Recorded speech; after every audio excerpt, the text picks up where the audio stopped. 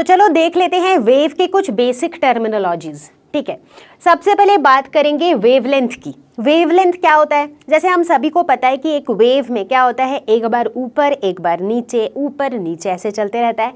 इसे हम कहते हैं क्रेस्ट, इसे हम कहते हैं ट्रफ। ये तो बच्चों वाली बात है जो हमें बचपन से पता है ना। ओके, वेव लेंथ हम किसको कहते हैं? वेव का लेंथ।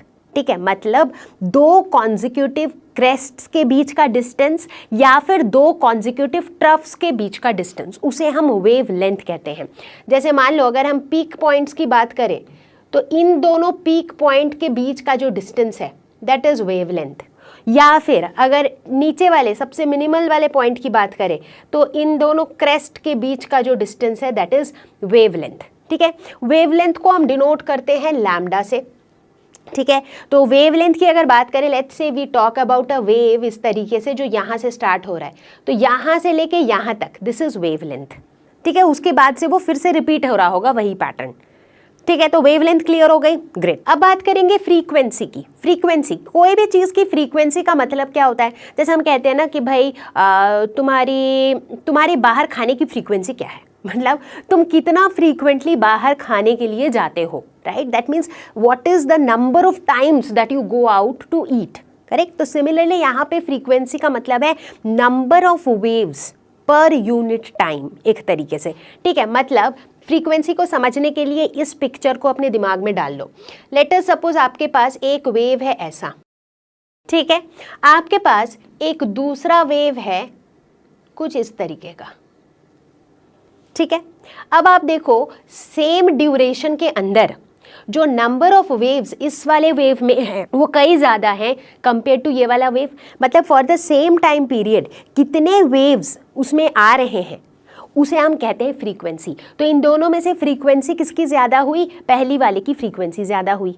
ठीक है, क्लियर है? ओके, अब बात करेंगे हम टाइम पीरियड। टाइम पीरियड बोले तो एक कंप्लीट वेवलेंथ को कवर करने में, या फिर ऐसे बोल सकते हो वन कंप्लीट राउंड कवर करने में जितना टाइम लगता है दैट इज टाइम पीरियड। ठीक है, तो इसीलिए जब हम फ्रीक्वेंसी बात करते हैं तो फ्रीक्वेंसी में हम कहते हैं पर यूनिट टाइम पीरियड, एक टाइम पीरियड के अंदर कितने नंबर ऑफ वेव्स अंदर कवर हो रहे हैं।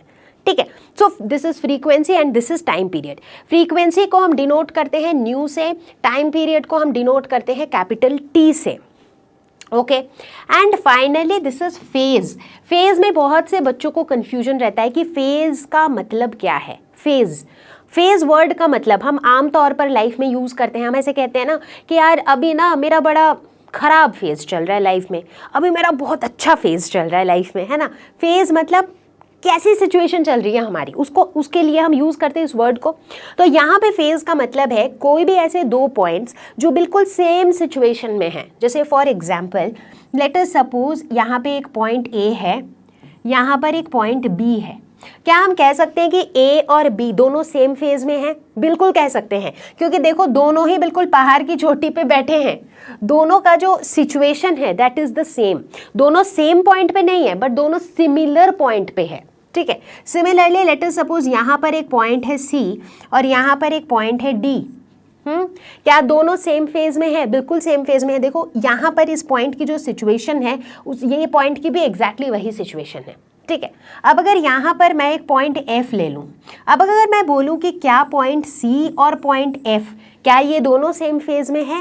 ये दोनों सेम फेज में नहीं है। देखो ना, C जो है ऐसे नीचे उतरने की स्टेज में है, F जो है ये ऊपर जाने की स्टेज में है, तो ये दोनों जो है ये सेम फेज में नहीं है। तो फेज कॉन्सेप्ट को, फेज के कॉन्सेप्ट को थोड़ा लॉजिकली समझो कि फेज मतलब वो जो दोनों पॉइंट्स हैं, दोनों पॉइंट्स सिमिलर सिचुएशन में होने चाहिए। ठीक है, तो इसीलिए जब दो पॉइंट्स सेम फेज में नहीं होते हैं तो उनके बीच का जो डिफरेंस होता है उसे हम फेज डिफरेंस कहते हैं। जैसे एक एग्जांपल देके समझाती हूँ। लेट अस सपोज कि आपके पास एक वेव है ऐसा, ठीक है, ओके। अब लेट अस सपोज हमारे पास एक और वेव है ऐसा, ठीक है। अब देखो क्या ये दोनों सेम फेज में हैं? सेम फेज में तो बिल्कुल नहीं है। क्यों? क्योंकि देखो ना, ये जो वेव है ये कैसे जा रहा है, ये ऐसे जा रहा है, ऊपर की तरफ जा रहा है फिर नीचे आ रहा है। ये कैसे जा रहा है? नीचे की तरफ जा रहा है फिर ऊपर जा रहा है, राइट। तो मतलब इस दोनों वेव्स के जो शुरू के जो पॉइंट्स हैं उनके फेज सेम नहीं है। So these two are not in phase. तो इन दोनों का डिफरेंस जो है, फेज का जो डिफरेंस है उसको हम फेज डिफरेंस कहते हैं, ठीक है। क्या डिफरेंस है, अभी देखो ऐसे करके समझो कि ये दोनों में से, ठीक है, एक दूसरे से ये कितने आगे पीछे हैं। लेट अस सपोज कि यहाँ से अगर हम 0 स्टार्ट करते हैं, ये 0 है, ये 90 डिग्री है, दैट इज़ π/2, ये पाई है, फिर ये एंड सो ऑन, ठीक है। तो अगर हम देखें यार, देखो यहाँ से इसका जो पैटर्न है ना, वो सेम पैटर्न इसका यहाँ से है, करेक्ट, समझ रहे हो बात को। जो पैटर्न यहाँ से अगर हम इस पैटर्न को फॉलो करें तो ये एग्जैक्टली ऊपर वाले वेव का है।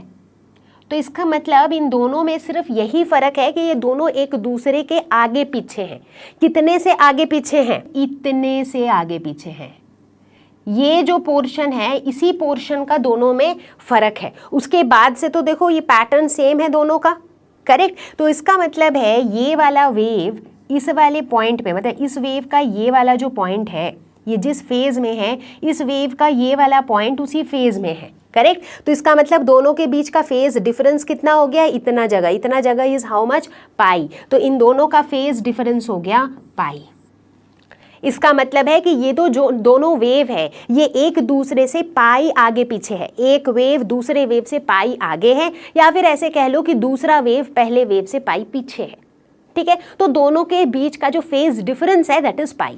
तो बच्चों ये सारी बातें जब हमने वेव्स के बारे में पढ़ा है, इनफैक्ट आई एम श्योर आपने वेव्स के बारे में ऑलरेडी पढ़ा है अपने जूनियर क्लासेस में, तो आपको इन बेसिक चीज़ों का ऑलरेडी आइडिया है। बट एक बार फिर से मैंने याद दिला दिया ये टर्म्स, क्योंकि as we study wave optics तो यहाँ पर ये सारे टर्म्स अक्सर ही यूज हुआ करेंगे।